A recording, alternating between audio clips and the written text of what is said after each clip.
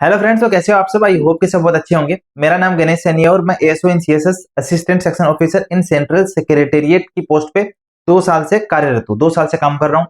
तो इस वीडियो में हम क्या डिस्कस करेंगे कि जो एएसओ इन सीएसएस है उसमें जॉब प्रोफाइल किस तरीके से रहती है, कौन कौन सा आप काम करते हो, उस काम के एवज में आपको सैलरी कितनी मिलती है और वर्कलोड कैसा है।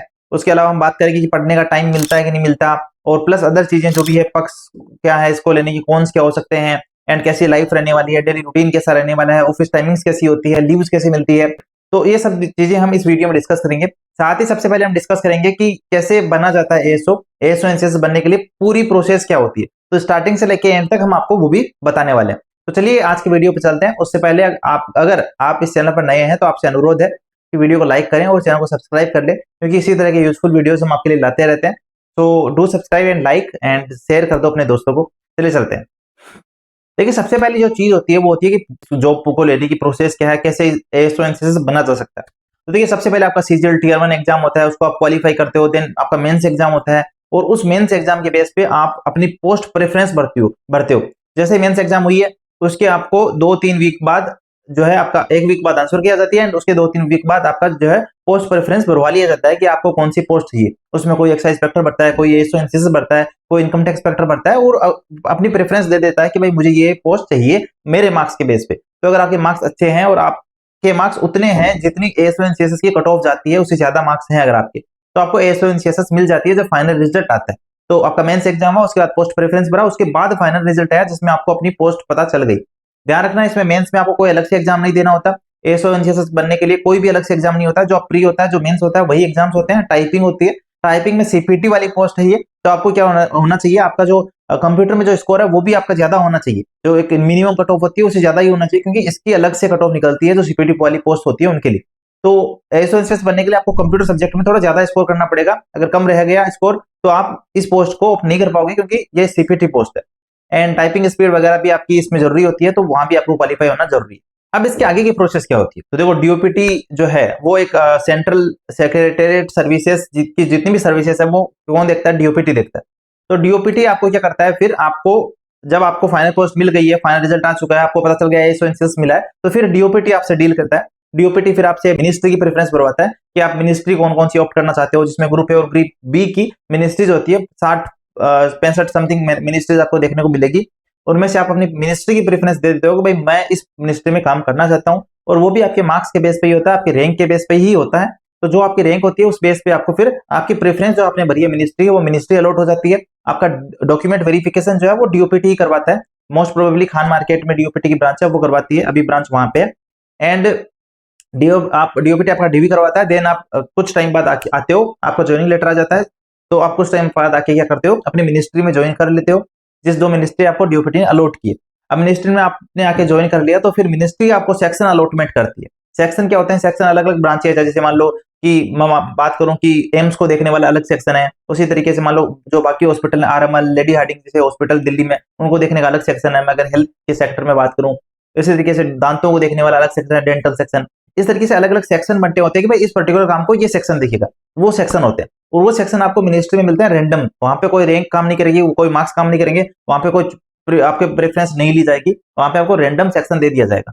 अब वो सेक्शन कोई सा भी हो सकता है, वो उस मिनिस्ट्री में आपको मिल जाएगा। ठीक है, तो ये प्रोसेस रहती है आपकी स्टार्टिंग से लेके एंड तक, कि आपको ज्वाइनिंग जो आप जिस सीट पे बैठे हो वो कैसे फिक्स होता है, वो मैंने आपको पूरा हायरार्की बता दिया भाई, कैसे कैसे होने वाला है। ठीक है, अब देखिए बात करते हैं कि भाई काम कैसा है, काम क्या करना होता है। देखो, मेनली अगर आप एएसओ एनसीएस में देखोगे तो नोटिंग एंड ड्राफ्टिंग के 2 आप वर्ड सुनोगे, और मोस्ट प्रोबेबली यही काम होते हैं। बट ऐसा नहीं है कि हमेशा नोटिंग एंड ड्राफ्टिंग होगा, कभी कभी थोड़ा बहुत पीपीटी का काम भी हो जाता है, कभी एक्सेल सीट बनानी पड़ जाती है, कभी कोई डाटा मेंटेन करना पड़ जाता है, वो सब चीजें भी होती है। और इस बारे में चिंता मत करिए कि आपको काम आता ही नहीं, आज आपको आज नहीं आता, बट आप जैसे आओगे, आप सीनियर से सीखोगे, आप खुद आपकी ट्रेनिंग होगी, थोड़ा बहुत वहां से सीखोगे, देन आप आओगे तो काम करोगे, दूसरी फाइल्स देखोगे, तो इन बेस पे ही काम सीखा जाता है। जब मैं गया था तो मुझे भी नहीं आता था, कोई न्यू ज्वाइनिंग होता है उसको भी नहीं आता है, वो जाके वहां पे काम करके ही सीखते हैं कि भाई मेरा ये काम है, ये मेरे को इस तरीके से करना है।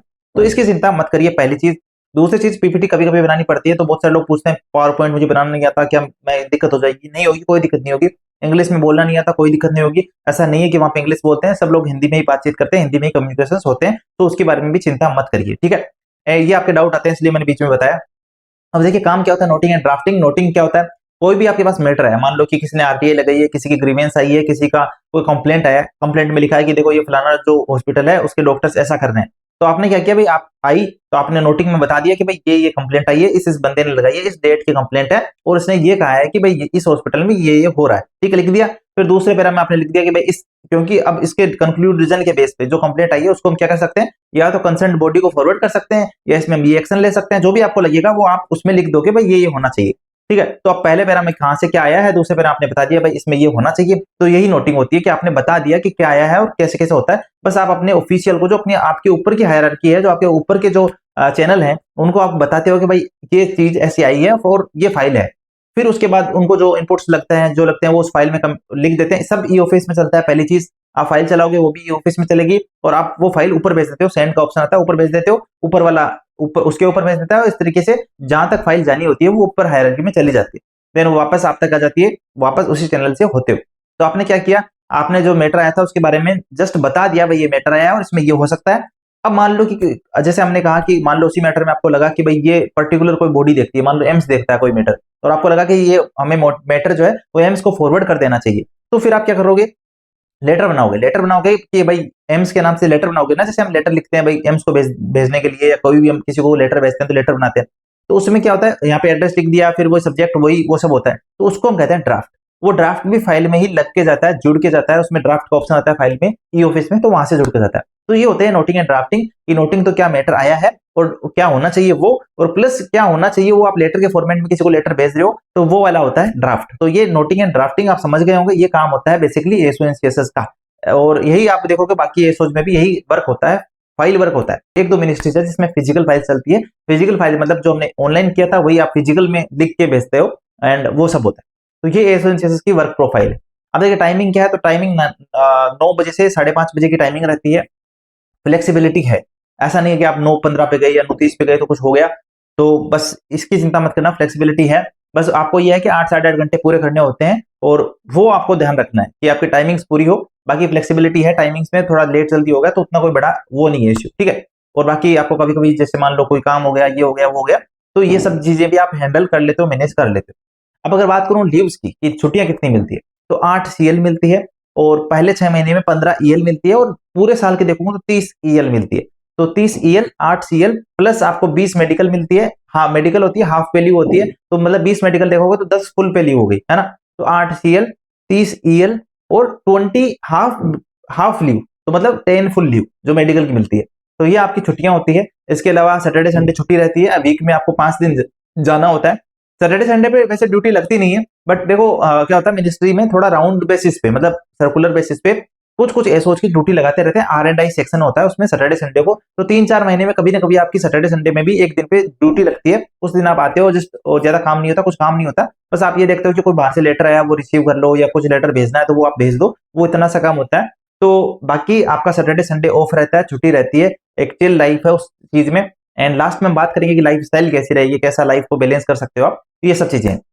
तो आपको लीवर का समझ में आया, आपको वर्क प्रोफाइल का समझ में आया होगा। अब हम बात कर लें प्रमोशंस की। देखिए प्रमोशंस कैसे होते हैं, आप एएसओ आज ज्वाइन किए हो, असिस्टेंट सेक्शन ऑफिसर। अब देखो जैसे अभी मैं कहूँ कि आप सीजीएल 24 से एएसओ बने हो, तो आपकी 1400 वैकेंसीज है। इससे पहले सीजीएल 23 में आपको पता है 900 समथिंग वैकेंसी थी, सीजीएल 22 में भी काफी वैकेंसी थी, 1000 समथिंग वैकेंसी थी।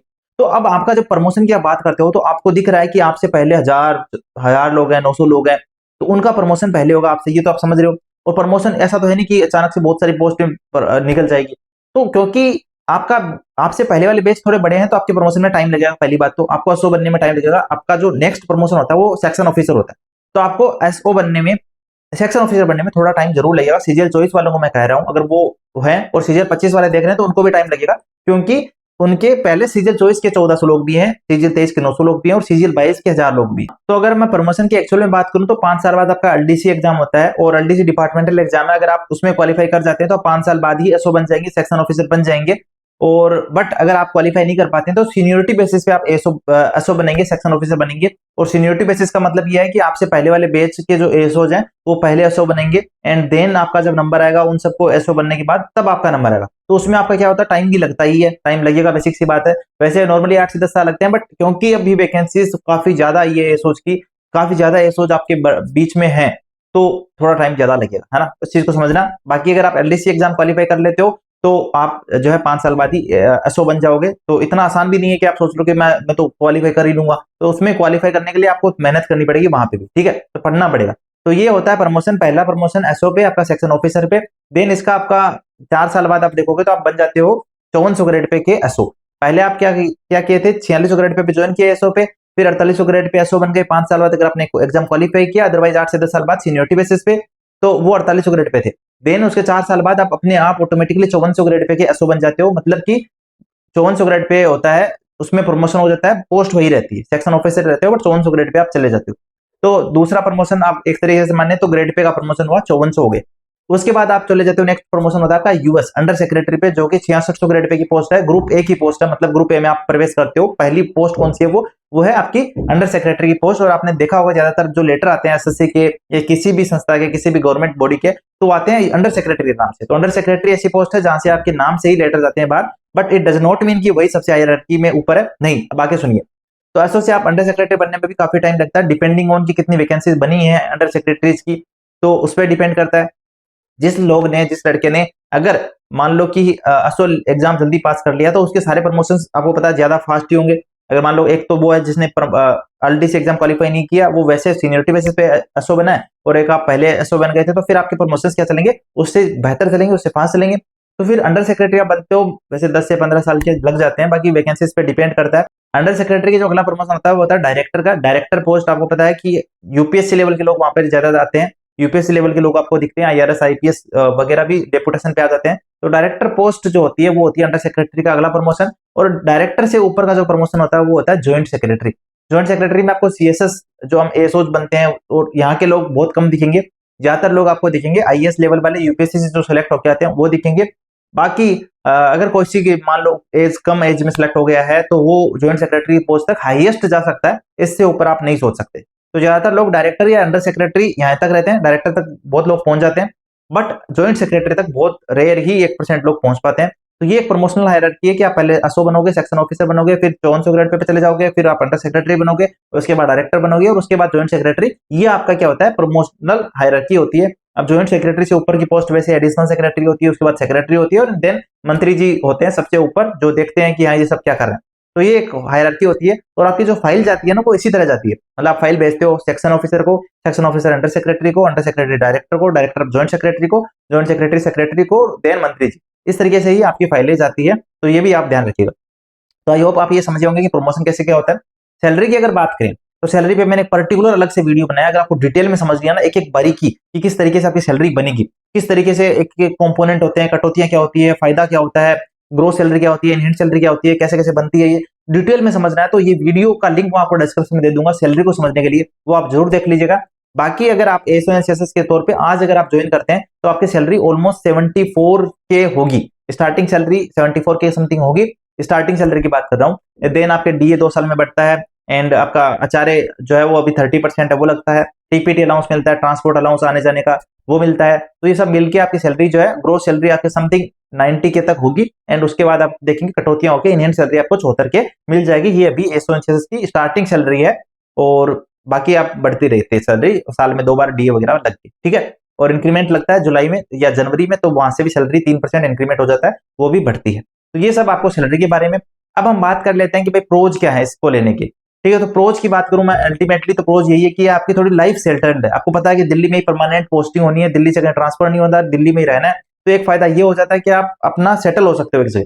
दूसरा फायदा ये होता है कि इसमें आप अलग अलग मिनिस्ट्रीज हैं, तो अलग अलग ज्यादा मिनिस्ट्रीज है, ज्यादा प्रमोशन के चांसेस है। अगर आप एक ही मिनिस्ट्री होती और वहां पे तो ज्यादा वैकेंसीज क्रिएट होती नहीं, वहां पे ज्यादा जरूरत होती नहीं वैकेंसीज की, तो वहां से प्रमोशन थोड़ा धीमा हो जाता। बट यहाँ पे क्या, इतना बड़ा मिनिस्ट्रीज है, 50 60 70 मिनिस्ट्रीज है, तो वहां पे आपके प्रमोशन के अगर रिस्ट्रक्चर होती है, पोस्टें बढ़ती है, तो प्रमोशन के चांसेस थोड़ा जल्दी होते हैं, भाई ज्यादा प्रमोशन हो सकता है बाकी डिपार्टमेंट से, है ना। तो ये यहाँ पे एक फायदा होता है।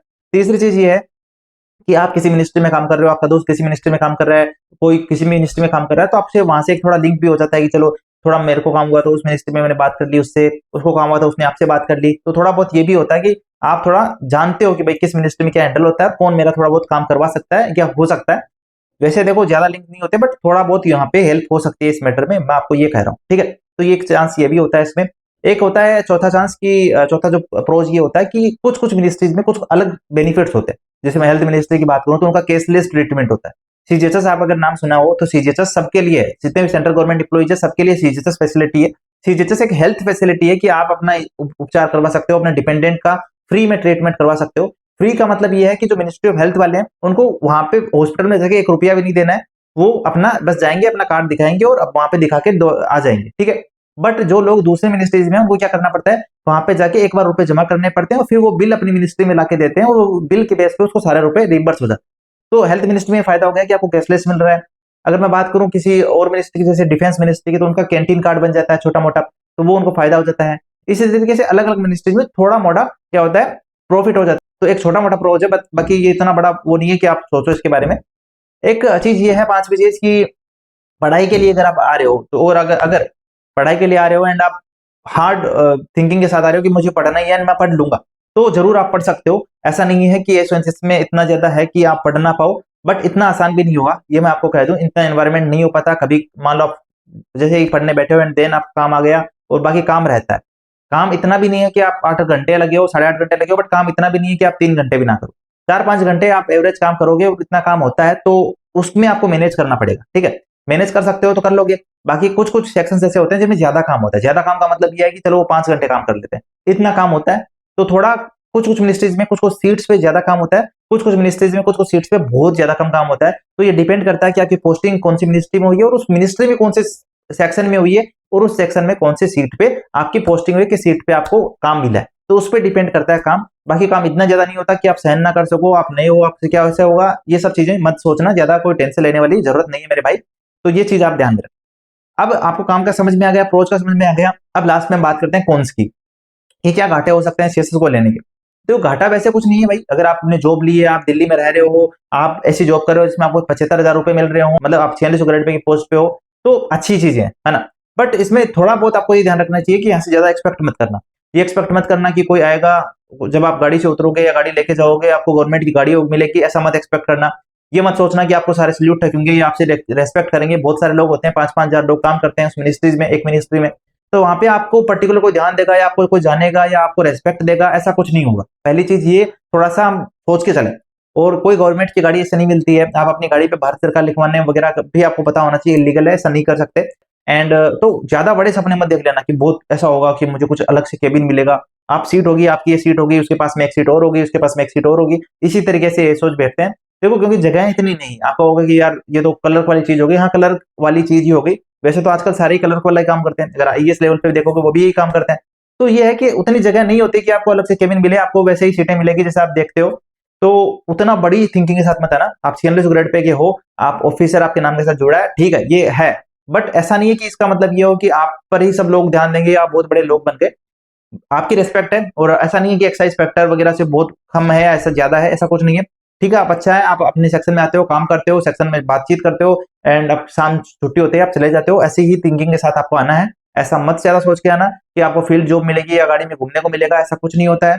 कुछ कुछ मिनिस्ट्रीज में कुछ बाहर के टूर हो जाते हैं, जैसे कभी मुंबई में उनका कोई प्रोग्राम था, कोई पॉलिसी को लेकर था, तो उनके टूर हो जाते हैं। कभी कर्नाटका हो जाता है, कभी कश्मीर हो जाता है। कुछ कुछ मिनिस्ट्री कुछ कुछ सेक्शंस में होता है ऐसा, बट सब में नहीं होता। कोई 1% 2% ऐसे होते हैं केसेस जिसमें आपको बाहर जाने का मौका मिला है। तो ये थिंकिंग के साथ भी मत आना कि बाहर घूमेंगे, ये ऐसा करेंगे वैसा करेंगे। और गवर्नमेंट की गाड़ी आपको केवल ऑफिशियल काम के लिए कभी कभी मिलती है, तो उसके बारे में भी ज्यादा मत सोचना। जो लोग व्लॉग्स डाल देते हैं, वीडियो बना देते हैं ऐसा कि देखो मैं गाड़ी मिली है, मैं गाड़ी में जा रहा हूँ, पर्सनल गाड़ी में बैठा हूँ, मुझे इनकम टैक्स की गाड़ी लेने आई है, तो वो किसी पर्टिकुलर काम के लिए उनको लेने आती है।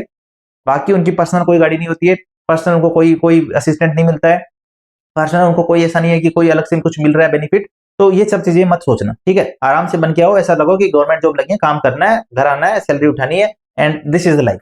तो अपना काम करो, एंड बाकी आपकी ड्यूटी है। और उससे ज्यादा एक्सपेक्ट मत करो कि मुझे ये सब मिल जाए जो मैं चाहता हूँ, मुझे भारत सरकार की गाड़ी मिल जाए, मुझे असिस्टेंट मिल जाए, मैं आऊँ तो मुझे सब रेस्पेक्ट दें, एंड मेरा सिक्का चले, मैं बाहर जब निकलूं मिनिस्ट्री के तो मुझे सारे दुकान वाले गए सैल्यूट साहब। वो सब चीजें नहीं होनी है ना, क्योंकि बहुत सारे लोग होते हैं, बहुत सारे एसओज भी होते हैं एक मिनिस्ट्री में, एंड उतना ज्यादा आप एक्सपेक्ट ना करें। तो ये मैंने आपको रियलिटी बताई है जो आप देखते हैं यूट्यूब पे या इंस्टाग्राम पे कि ऐसा वैसा हो जाएगा, ज्यादातर एक्साइज इंस्पेक्टर में देखने को मिलता है, बट वो सब चीजें भी रियल नहीं है। तो थोड़ा रियलिटी से हम अगर ध्यान दें, रियलिटी को देखें, तो उस हिसाब से आपको चीजें देखनी।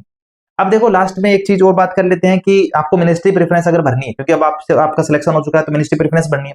तो मिनिस्ट्री प्रेफरेंस में कौन सी मिनिस्ट्री जो ऊपर रखे, मिनिस्ट्री प्रेफरेंस में ध्यान रखिए, अगर आपको चाहिए नाम, आपको चाहिए कि मैं मिनिस्ट्री ऑफ होम अफेयर्स बताऊं, फाइनेंस बताऊं, मैं आपको हेल्थ मिनिस्ट्री बताऊं या ऐसी मिनिस्ट्री बताऊं जो जिससे लगे कि यार बनता वहां पे, तो फिर आप ये ले लो। अदरवाइज अगर आपको चाहिए कि मुझे चिल लाइफ चाहिए, मुझे पढ़ना है आगे के लिए, मुझे थोड़ा काम करना है और मुझे थोड़ा आगे के लिए प्रिपरेशन करनी है, चिल लाइफ होगी, रिलैक्स लाइफ होगी, तो मैं पढ़ पाऊंगा, तो आप छोटी मिनिस्ट्रीज लो। जैसे मैं कह दूं रूरल एंड डेवलपमेंट कह दूं, पंचायती राज कह दूं, छोटी छोटी मिनिस्ट्रीज, महुआ कह दूं। महुआ वैसे बड़ी मिनिस्ट्री है बट इसमें थोड़ा काम कंपेरिजन में कम है। इसी तरीके से मान लो कोई भी रूरल डेवलपमेंट वाली मिनिस्ट्री होगी, या जितने भी छोटे छोटे मिनिस्ट्रीज आप नाम देखते हो, उनमें आप सबसे पहले भरो उनको, एंड देन आप बड़ी मिनिस्ट्रीज को भरो। आपको पता है बड़ी मिनिस्ट्रीज कौन सी है? वही मिनिस्ट्री बड़ी है जिनका आप ज्यादातर नाम सुनते हो न्यूज में, वही सबसे बड़ी मिनिस्ट्रीज मानी जाती है जिनमें ज्यादा काम होता है। जो छोटी मिनिस्ट्रीज है, अब मैं स्पोर्ट्स की कह दूं, यूथ अफेयर्स वाली कह दूं, जो भी है, एंड पंचायती राज कह दूं, रूरल डेवलपमेंट वाली कह दूं, तो ये सब चीजें छोटी मिनिस्ट्रीज है, इनमें काम कम होगा, आपको टाइम थोड़ा मिल सकता है, बट इनमें भी ऐसा चांस नहीं है कि 100% काम कम ही होगा। कोई सीट, कोई सेक्शन ऐसा भी हो सकता है जिसमें ज्यादा काम हो, तो ये depends to luck, it depends to कि आपको क्या मिलता है, लक बेस्ट पे है। बाकी ठीक है, सब जगह काम मैनेज हो जाता है, इतना भी काम नहीं होता कि अनबियरेबल हो, प्राइवेट जैसा हो, या इतना हो कि आपको लग रहा है कि मैं इससे अच्छा जो भी छोड़ दूं, ऐसा कुछ नहीं होता है। बहुत फ्लेक्सिबल ड्यूटी होती है और काम हो जाता है आसानी से। बट ये ध्यान रखना, पोस्ट प्रेफरेंस भरो तो छोटी मिनिस्ट्रीज में सबसे पहले बढ़ना, अगर आपको पढ़ना है। छोटी मिनिस्ट्रीज, अब जो आपको नाम से ही देखने से पता चल जाएगा छोटी मिनिस्ट्री, इसमें काम हो सकता है, वही छोटी मिनिस्ट्री है, इसमें कोई वो डेफिनेशन नहीं है अलग से। आपको बड़ी मिनिस्ट्री जैसे मैंने बता दिया, मच्छी हो गई, फाइनेंस हो गई, या फिर हेल्थ मिनिस्ट्री हो गई, या फिर ऐसी ही 2-4 मिनिस्ट्रीज जिनके आप नाम ज्यादातर न्यूज में सुनते हो, वो बड़ी मिनिस्ट्रीज हैं। बाकी सब छोटी मिनिस्ट्री है, उनको आप भर सकते हो, सबसे पहले रख सकते हो, और वहां पे आपको बेनिफिट मिलेगा अगर आप पढ़ने के इरादे से आ रहे हो। ठीक है, बाकी टाइम आपको निकालना पड़ेगा यार, आप सैटरडे संडे पे निकालो, बाकी डेज पे निकालो, थोड़ा वर्किंग टाइम के बाद निकालो, एंड थोड़ा सा ऑफिस में मैनेज कर सकते हो तो वैसे करके देखो, उस तरीके से आपको करना पड़ेगा। ऐसा नहीं है कि आप पूरा दिन खाली हो पढ़ रहे हो, ऐसा भी नहीं होगा। ठीक है मेरे भाई, तो ये सब चीजें हैं, मैंने आपको सैलरी के बारे में बता दिया, लीव्स के बारे में बता दिया, वर्क प्रोफाइल के बारे में बता दिया, प्रमोशनल हायरार्की के बारे में बता दिया, पढ़ाई कैसे होगी या नहीं होगी वो बता दिया, प्रोज एंड कॉन्स भी मैंने आपको बता दिए, ये सब चीजें हैं। इसके अलावा अगर आपको चाहिए तो मैं एक वीडियो बना दूंगा कि वो जो सैलरी आती है उसका खर्चा कैसे कैसे होता है, कैसे मैनेज होता है, और कितना खर्चा हो जाता है, कैसे कैसे सब चीजें हम डिस्कस कर सकते हैं नेक्स्ट वीडियो में। तो अगर कोई भी डाउट है तो वो आप कमेंट सेक्शन में बता दीजिएगा, उस डाउट पे हम नेक्स्ट वीडियो में इंक्लूड कर लेंगे, उसको फिर हम यहाँ पे बात करेंगे उसके। तो आई होप कि आपको वीडियो अच्छा लगा होगा, समझ में आई हुई चीजें। वीडियो अच्छा लगा तो वीडियो लाइक करना, चैनल पर नए हो तो चैनल को सब्सक्राइब कर लेना, और इसी तरह के यूट्यूब वीडियोस हम आपको देते रहेंगे, ये हमारा वादा है। और कोई भी डाउट हो कमेंट सेक्शन में बताइएगा ताकि मैं नेक्स्ट वीडियो में उसको इंक्लूड कर सकूं। जो भी लोग हैं आप लोग आइए एसओ एनसीएस बनिए, एंड कांग्रेचुलेशन आप सबको एसओ एनसीएस बनने की खुशी में। अगर आप बनते हैं तो आप पोस्ट प्रेफरेंस डालिए, अगर बनते हैं तो आप सब लोगों का तहे दिल से स्वागत है हमारी सीएसएस सेंट्रल सेक्रेटरीट सर्विसेज में। तो बाय बाय फ्रेंड्स।